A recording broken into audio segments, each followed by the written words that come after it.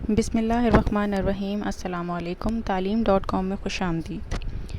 ये मैं अपनी फ़र्स्ट वीडियो बना रही हूँ और इसमें सबसे पहले मैंने वो जो टॉपिक चूज़ किया है जो मेरे ख़्याल में बच्चों के लिए बहुत ज़्यादा इम्पॉर्टेंट टॉपिक है कि मैट्रिक में आपको कौन सा सब्जेक्ट जो है वो चूज़ करना चाहिए, मैट्रिक के बाद आपको कौन सी फ़ील्ड में जाना चाहिए। मेरी जो अपनी राय है और जो मेरा एक्सपीरियंस है उसके तहत मैं आपको ये बताना चाहूँगी कि आपको हमेशा वही फ़ील्ड चूज़ करनी चाहिए जिसमें आपका इंटरेस्ट हो, जिसमें आप पैशनेट हों, जिसमें आपको लगता हो कि आपको काम करने में मज़ा आता हो। एक फ़ील्ड आप मेडिकल कर रहे हैं लेकिन आप अंदर से आर्टिस्ट हैं, तो आप उस मेडिकल की फ़ील्ड में तरक्की कभी भी नहीं कर सकेंगे, क्योंकि वो आप काम दिल से करते ही नहीं हैं। आप वो काम करते हैं मजबूरी के तहत। इसलिए जो काम आप मजबूरी के तहत करते हैं, बेदिली से करते हैं, उस फील्ड में मैंने कभी किसी को कामयाब होते नहीं देखा। जो चीज़ आपकी पैशन है वही आपका प्रोफेशन है, तो उस चीज़ में लोगों को मैंने बहुत आगे जाते देखा है। आज की वीडियो में मैं आपको बताऊंगी what to choose after matric. Matric में 2 किस्म के ग्रुप्स होते हैं, science groups and art group. Science group में फर्दर 2 कैटेगरीज आ जाती हैं, bio group and computer science group. Arts group में भी बच्चे कंप्यूटर को भी ऑप्टेड करते हैं और उसके अलावा जो बच्चे कंप्यूटर नहीं रखते वो फिर एजुकेशन रख लेते हैं। वो एज एन इलेक्टिव सब्जेक्ट उनकी कैटेगरी में आ जाता है। सबसे पहले मैं आपको बताऊंगी कि बायो ग्रुप में अगर आपने बायो ग्रुप है आपका, तो आप आगे क्या कर सकते हैं। आप आगे एफएससी प्री मेडिकल कर सकते हैं, जनरल साइंस में जा सकते हैं, एफए में जा सकते हैं, आईकॉम में जा सकते हैं। दूसरी चीज़, अगर आप कंप्यूटर साइंस ग्रुप से वाबस्ता हैं तो उसके बाद आपके पास कैटेगरीज़ आ जाती हैं कि आप एफएससी प्री इंजीनियरिंग कर सकते हैं। एफएससी प्री मेडिकल आप नहीं कर सकते क्योंकि आपने मैट्रिक में बायो नहीं पढ़ी, दैट्स वाई आप आगे एफएससी प्री मेडिकल फील्ड में नहीं जा सकते, आप एफएससी प्री इंजीनियरिंग की फील्ड में जाएंगे। फर्दर आप जनरल साइंस ग्रुप कर सकते हैं, एफए में जा सकते हैं, आईकॉम, आईसीएस। अगर आपका कंप्यूटर ग्रुप है आर्ट्स वाला, तो उसमें आप एफएससी प्री इंजीनियरिंग में नहीं जा सकते क्योंकि आपने मैट्रिक में जो है आपने फ़िज़िक्स नहीं पढ़ी, आपने केमिस्ट्री नहीं पढ़ी, आप आर्ट्स ग्रुप से रिलेटेड थे, तो उसमें आप प्री इंजीनियरिंग नहीं कर सकते। लेकिन जनरल साइंस में जा सकते हैं, एफए में जा सकते हैं, आईकॉम की फ़ील्ड में और आईसीएस की फ़ील्ड में जा सकते हैं।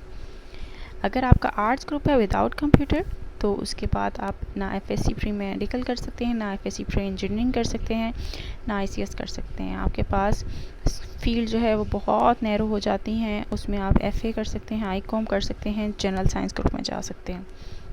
अब आगे मैं आपको डिटेल्स बताऊंगी कि आप ईच कैटेगरी जो मैंने आपको बताई है वो करके आप आगे मतलब इंटरमीडिएट अगर आपने ये सब्जेक्ट में किया तो आगे आपकी क्या फील्ड बनेगी, आप क्या बनेंगे, डॉक्टर बनेंगे, इंजीनियर बनेंगे, डेंटिस्ट बनेंगे, क्या बनेंगे। अगर आप एफएससी प्री मेडिकल कर लेते हैं, अगर आपका स्कोप बन जाता है, आपका मेरिट बन जाता है और आपका इंटरेस्ट भी है, आप एंट्री टेस्ट भी क्लियर कर लेते हैं सारा कुछ, तो आपके पास डिफरेंट कैटेगरीज आ जाती हैं। एमबीबीएस आ जाता है जिसमें आप आगे डॉक्टर बनते हैं। बीडीएस आ जाता है जो कि एक डेंटिस्ट्री की फील्ड है, डेंटिस्ट कहलाते हैं। फार्म डी मैं मेंशन करना यहाँ पे भूल गई हूँ, फार्म डी में भी आप जा सकते हैं। फार्म डी करके 5 साल की डिग्री होती है, आप फार्मासिस्ट बन जाते हैं। उसमें भी आपके नाम के साथ डॉक्टर लगता है, लेकिन बेसिकली आप प्रैक्टिकल डॉक्टर नहीं होते, आप उसमें मेडिसिन को प्रिपेयर करने का फार्मूला जानते हैं। एज अ फार्मासिस्ट आप मेडिसिन के डॉक्टर होते हैं। और उसके अलावा अगर आप इनमें से कोई भी फील्ड नहीं चूज़ करना चाहते, आप साइंस की किसी और फील्ड में स्पेशलाइज़ करना चाहते हैं, तो आपके पास बीएस ऑनर्स की डिग्री आ जाती है। बीएस ऑनर्स की डिग्री में ये होता है कि आप किसी एक फील्ड को चूज़ कर लेते हैं, फिर आप उस सब्जेक्ट के स्पेशलिस्ट बन जाते हैं। वो उसमें ही आगे आप एमफिल कर सकते हैं, पीएचडी कर सकते हैं, पोस्ट डॉक्टरेट कर सकते हैं, वो सब्जेक्ट के माहिर आप बन जाते हैं। अगर आप बीएस ऑनर्स करना चाहते हैं तो उसमें आप केमिस्ट्री में कर सकते हैं, बॉटनी में, ज़ूलॉजी में, microbiology, biotechnology, molecular biology etcetera बेतहाशा फील्ड्स आ जाती हैं जो आप बीएस ऑनर्स में कर सकते हैं। और बीएस ऑनर्स बेसिकली 4 साल की डिग्री होती है और उसके बाद फिर आप एमफिल या एमएस कर सकते हैं जो 2 साल का होता है, वो आपका कंप्लीट होता है। फिर आगे आप पीएचडी कर सकते हैं, पीएचडी कंप्लीट होती है, आप पोस्ट डॉक्टरेट कर सकते हैं। तो जिस भी फील्ड में आप बीएस ऑनर्स करेंगे वो बेसिकली आपकी फ़ील्ड बन जाती है। केमिस्ट्री में करेंगे आप केमिस्ट बन जाएंगे, बॉटनी में करेंगे आप बॉटनिस्ट बन जाएंगे, ज़ूलॉजी में करेंगे आप ज़ूलॉजिस्ट बन जाएंगे। ठीक है, नेक्स्ट आ जाती है FSc pre engineering. FSc pre engineering basically होती है कि इसमें अगर आप एफएससी प्री इंजीनियरिंग कर लेते हैं और आपका मेरिट आ जाता है तो आप इंजीनियरिंग की कौन सी फील्ड्स में जा सकते हैं। आप इलेक्ट्रिकल इंजीनियरिंग कर सकते हैं, मैकेनिकल इंजीनियरिंग कर सकते हैं, chemical engineering, software engineering, petroleum engineering और इस तरह की बेतहाशा इंजीनियरिंग की फील्ड आती हैं जिसमें आप जा सकते हैं। और इंजीनियरिंग की फ़ील्ड भी बेसिकली 4 ईयर डिग्री प्रोग्राम होता है। और अगर आप इंजीनियरिंग की फ़ील्ड में नहीं जाना चाहते तो आप BS ऑनर्स कर लेते हैं, किसी और सब्जेक्ट्स में स्पेशलिस्ट बनना चाहते हैं तो आप BS ऑनर्स मैथ्स में कर सकते हैं, स्टैट्स में कर सकते हैं, फ़िज़िक्स, केमिस्ट्री और इस तरह के डिफरेंट सब्जेक्ट, लेकिन और कंप्यूटर में भी। लेकिन आप बॉटनी, ज़ूलॉजी जो कि बायो से रिलेटेड सब्जेक्ट्स हैं उसमें आप नहीं कर सकते BS ऑनर्स अगर आपने FSC प्री इंजीनियरिंग की है। अगर आपने FSC प्री इंजीनियरिंग की है तो उसमें आप अदर देन बायो सब्जेक्ट्स जैसे मैथ्स, स्टैट्स वगैरह इस तरह के सब्जेक्ट्स हैं उसमें आप स्पेशलाइज कर सकते हैं। नेक्स्ट आ जाते हैं FA। अगर आप सिंपल FA करते हैं तो उसके बाद FA करना कोई बुरी बात नहीं है। हमारे माशरे में यही समझा जाता है बस जो डॉक्टर है और जो इंजीनियर है वही काबिल लोग हैं, उसके अलावा जितने सब्जेक्ट्स हैं उन सब का कोई हाल नहीं है, उनका कोई फ्यूचर नहीं है, वो कोई प्रोफेशन उनको माना ही नहीं जाता। लेकिन ऐसी बिल्कुल बात नहीं है। आपको अपने सब्जेक्ट का माहिर होना चाहिए। आपकी काबिलियत, आपकी डिग्री नहीं बताती, आपका काम, आपका हुनर बताता है। अगर आप FA कर लेते हैं आप फैशन डिज़ाइनिंग की फ़ील्ड में जा सकते हैं, इंटीरियर डिज़ाइनिंग कर सकते हैं, BA ऑनर्स कर सकते हैं डिफरेंट सब्जेक्ट्स में, जैसे कि उर्दू के स्पेशलिस्ट माहिर बन सकते हैं, इंग्लिश के स्पेशलिस्ट बन सकते हैं, इस्लामियात में जा सकते हैं, पर्शियन में कर सकते हैं, अरबिक में और डिफरेंट सब्जेक्ट्स और लैंग्वेजेस हैं जिसमें आप जो है BA ऑनर्स करके आगे आप उन सब्जेक्ट्स के माहिर बन सकते हैं।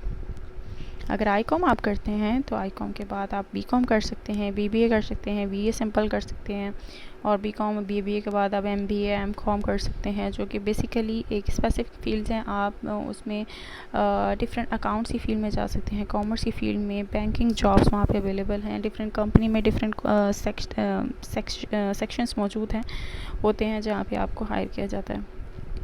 तीसरी चीज़ है ICS जो है उसके बाद ये कंप्यूटर रिलेटेड फील्ड है तो आप बेसिकली इसमें BS ऑनर्स कर सकते हैं, सॉफ्टवेयर इंजीनियरिंग में कर सकते हैं, मैथ्स में कर सकते हैं, स्टैट में, फ़िज़िक्स में एक्सेट्रा।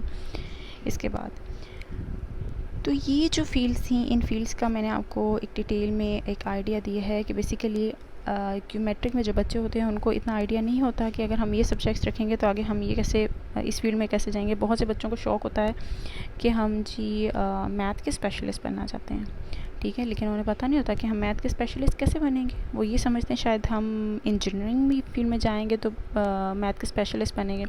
आप एक स्पेसिफिक मैथ का सब्जेक्ट चूज़ करेंगे BS ऑनर्स में, ठीक है, आप मैथ के स्पेशलिस्ट बन जाएंगे, एक आपकी फील्ड बन जाएगी, आप मैथमेटिशियन बन जाएंगे, स्टैटिशियन बन जाएंगे, फिजिसिस्ट बन जाएंगे।